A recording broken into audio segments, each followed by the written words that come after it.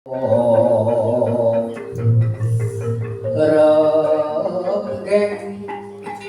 kencana retna bra pandra layu kumitir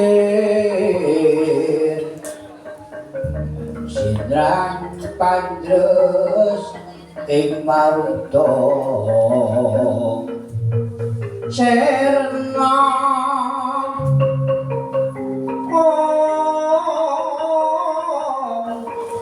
kumaraning wiyar madyan kumlebeting dwaja suprasna kayu kageprapal puspito handraing siti ron mawur kayuwe angin kumila abyasu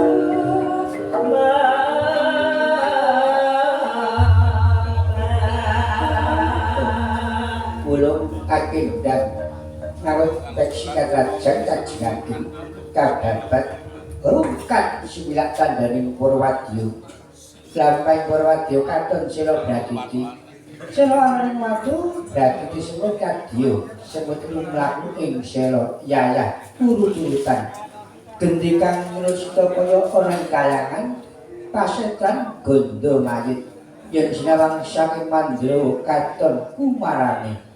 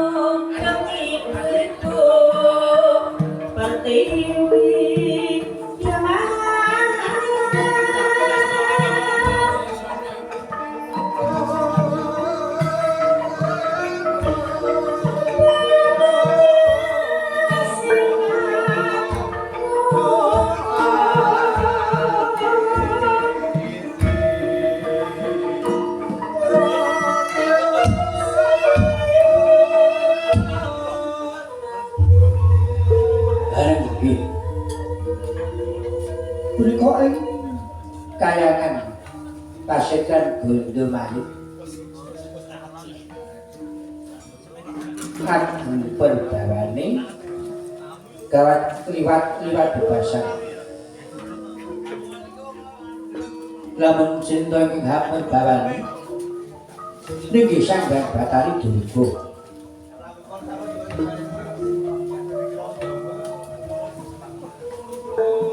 engkang saged nyuwun Sang Batari niki nata Prabu Duryudana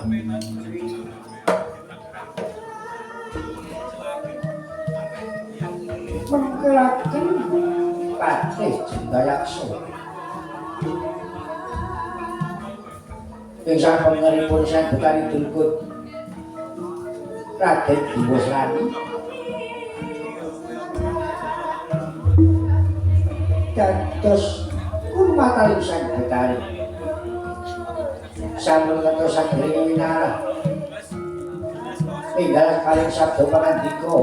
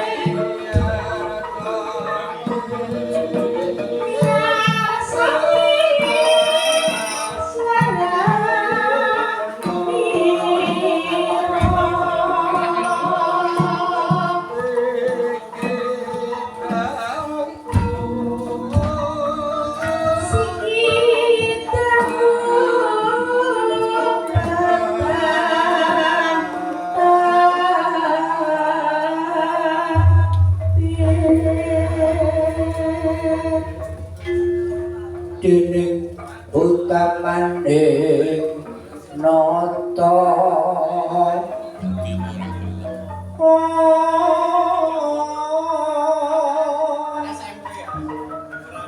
berbudi bawa laksana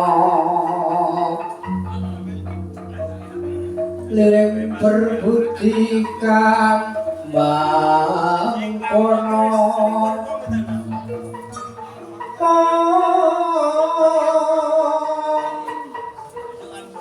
lilo legawaning driya hanggegar saben dina lilo paring pangandika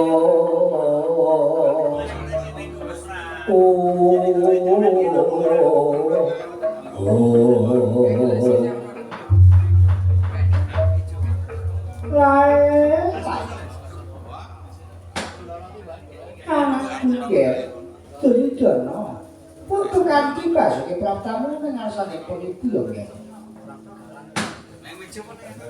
Di pangestunipun Kanjeng Ibu Betari boten-boten sabdika jawi menika keparenga nyaosaken bekti kula kunjuk sandhaping padha mawantu Ibu Betari. Yo tak kono ki ra kompo wae bektimu. Ora oleh putih pangestune tampang yo nggih. Guralawan panampi kula sabdanipun Kanjeng Ibu kula tampi hasta kekalih kula dindi senggo dados jimat. Kanggih Prabu Duryudana yo anak nggih. Patih kepenak nombor nunggu kula non ati sendika. Dewasane kepenak anak nggih nggo nunggu iki pangasunipun Kanjeng Ibu Betari. Ora mikir apa dari guru kadang arek aku Duryudana. Prato ning ngasane pun ibu yo ya. Mulai ngger matur. Putraku nggih Duryudana. Iya. Kepareng matur Kanjeng Ibu Betari. Labuk menawi atur kula lepat nyuwun lumun ringsih samudra pangabsami. Ya ora dadi apa Duryudana. Matur kang prasaja coba ibu ya coba kurangi. Iya coba ibu ya coba kurangi. Lah utang terus terang wae nggih. Iya. Jawi sampun dipun tampi para bukti dulu ingkang putra badhe sinyo matur. Iya nggih, matur. Ojo dadi kanthongipun ibu, mulai ta matur yen upama pambiyantu apa sing kudu tak sengkuna marang anakku Duryudana. Rikalengan meniku kula namung badhe nyuwun sabdanipun Kanjeng Ibu Betari. Bilih anggen kula ngregem wonten negari Mestina saged ayom tentrem lair using bates nanging wonten panggiri kudu nggih boten sanes kadang-kadang kula Pandhawa dinten menika dadosaken Pandhawa panas wonten negari Mestina. Para kadang Pandhawa bangun teki wonten ing ladan negari Mestina dinten Tegal Kurusetra. Dadosaken ing kawuningan Ibu Betari sareng kula raosaken sareng penggalih mekaten wau dados ing binjang celak Bronto Yuda Binangun tentunipun saged digirisi awit pakartining kadang kula Pandhawa bangun teki wonten ing Tegal Kurusetra nambahaken kegiatan kasangtosan dereng ngantos paripurna anggenipun bangun teki mireng pangabaran kathah para manca negari sumuyut wonten negari Ngamarta. Ketika niku kula suwun Pandhawa dipun bibaraken. Pandhawa dipun tunjung sampun ngantos wonten Tegal Kurusetra. Kanjeng Ibu Betari jagat jembara jana-jana nggih Duryudana. Kali iki perkara Pandhawa kapan? Mengko ibu yo bakal katene baju barat. Sampun semono Pandhawa bakal bubar Tegal Kurusetra. Wis bener si raja semono lagi yo nggih. Nggih, pados sembah nuwun Kanjeng Ibu Betari. Dewa Srani, mboten niku dawuh Kanjeng Ibu. Banjur kowe matur ana wigati apa ngadep marang ibu yo nggih. Kepareng 14 kuwi Kanjeng Ibu. Bila kawontenan ngantos sak menika kula taksih iri dhateng Raden Janaka. Iri bab apa ya nggih? Kebagusanipun lanangan jagat menika Raden Janaka. Raden Janaka kula suwun pejah ajeng kanthi menapa mejahi Raden Janaka. Lanangan jagat menika dados kula putra Dewa Srani. Jagat ya Dewa Srani kula nuwun yen ngono penjaluk niljan kudu pangane pati. Ora sambung rapote karo anakku Duryudana yen to perlu bakal Tegal Kurusetra. Ora baju barang bakal digunakake supaya mbubarake wong kadang Pandhawa boleh toko broto. Matur sembah nuwun. Budalong ya, budalong. Ate kula non. Padha mumparno para baju barang aja ngantek lewake kabeh. Iru-iru para sepatu cacak uwek. Prai mengatakan daya-daya keparing sak derengipun sembah sewu matur nuwun keparing ingkang putra Dridana nyuwun pamit nyuwun kagem Gusti. Iya ngerti no. Kepala Kanjeng Ibu, ingkang putra dewasane nyuwun pamit ya sing akeh den patih. Padha bathok kula nek menawi kula dherekaken.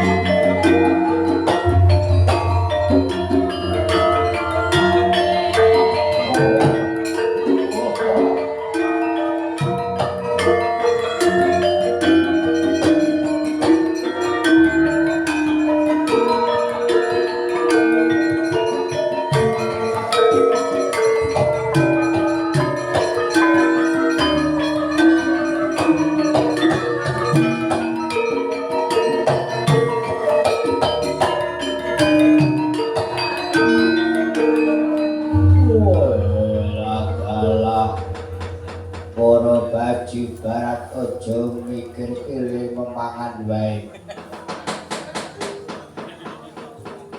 Iki ono parigawe ojo gampangake. Padha bubarke para Pandhawa gone bangun teki. Gone Tegal Kurusetra. Malah kepuro dadi panganing para buta-buta wah. Wis luwe 3 sasi ra mangan menungso. Mangan pisan sinten ayo. Ketempuh. Wah, ayo baju barat padha kumpul dadi siji tunduk Pandhawa sampeyan tau.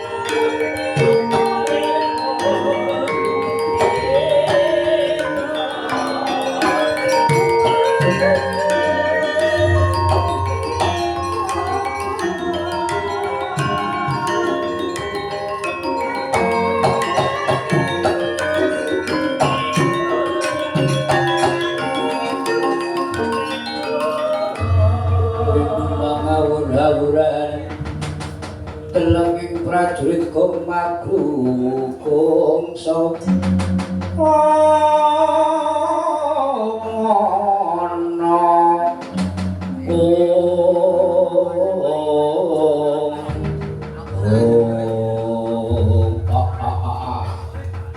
wonten dawuh Wiraka kula buta prajurit kang Ibu Betari wonten dawuh.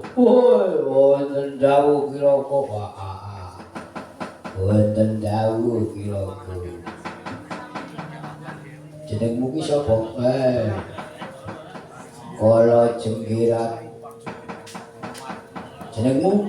Wah, kula pun pedhut segara.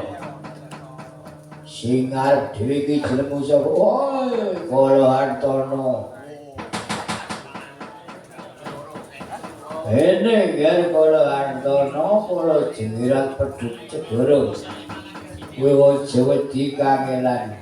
Iki dadi panganmu Pandhawa tepuk broto ing Tegal Kusutra. Mula kae balunge tok kemah-kemah.